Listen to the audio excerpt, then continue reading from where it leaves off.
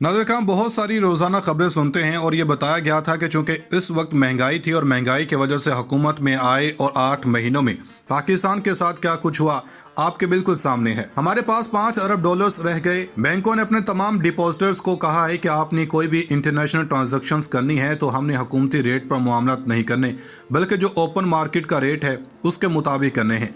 यानी पाकिस्तान के state bank के अंदर काम करने वाले और पाकिस्तान की हुकूमत की बात मानने को तैयार नहीं है।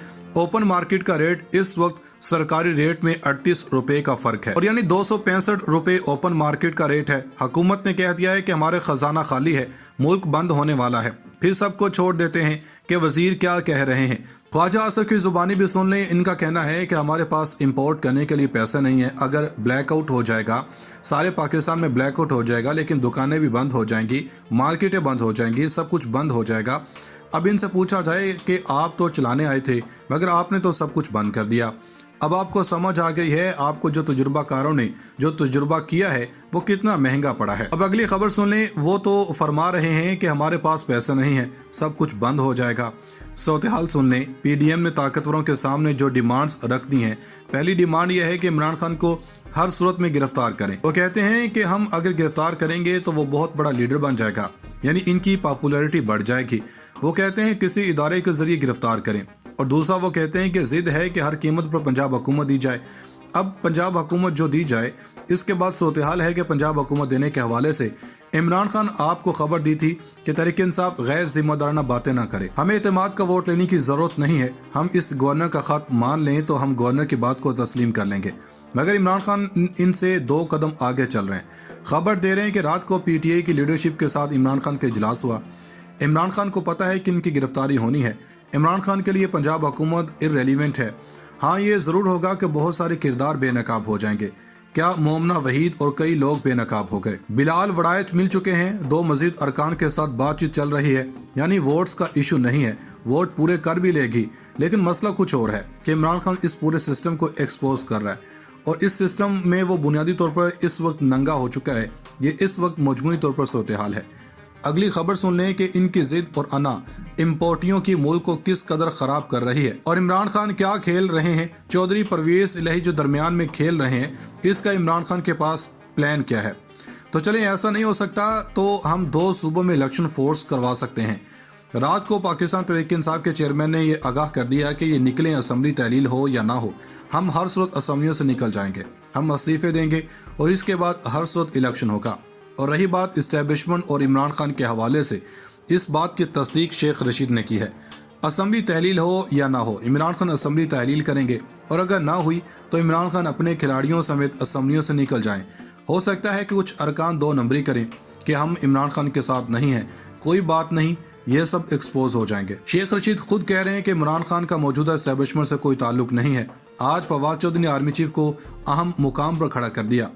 अरशद शरीफ की शहादत और इमरान खान पर हमले के बाद आसिम मुनीर और बंदियाल की पोजीशन को वाज़ेह कर दिया गया। किस तरह ये दोनों अपने अंजाम तक पहुंचाते हैं। अब एक और खबर है कि मुल्क के अंदर लूट सेल लगी हुई है। नैब तरामीम के हवाले से हमने पहले बताया था कि हर कोई अयाशी कर रहा है। सलमान शहबाज इश्तिहारी हैं मगर अब इंतखाबात लड़ने जा रहे हैं।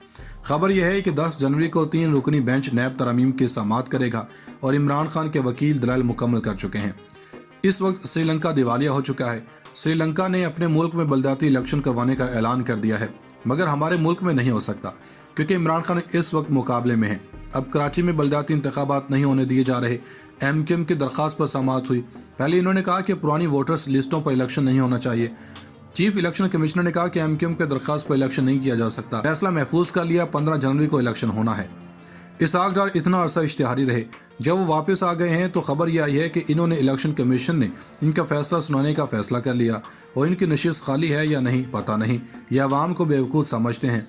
दूसरी जानब शहबाज गिल पर केस है। इनकी समाअत हुई तो आज एम्बुलेंस के अंदर आए, जिसके बाद फर्द जुर्म की कार्रवाई 20 जनवरी तक मुलतवी हो गई। मुआशरत पर हर कोई बात कर रहा है, मुआशरत ठीक करनी है, कर्जा चाहिए, कोई कहता है 7 अरब चाहिए, कोई कहता है 20 अरब चाहिए, लेकिन हुकूमत को कोई फ़र्क नहीं है। हुकूमत तवक्को कर रही थी कि दोस्त ममालिक से इमदाद मिल जाएगी, जैसे सऊदी अरब, यूएई वगैरह से मदद मिल जाएगी, फिर अमेरिका पर असर-अंदाज होकर IMF से भी मदद मिल जाएगी।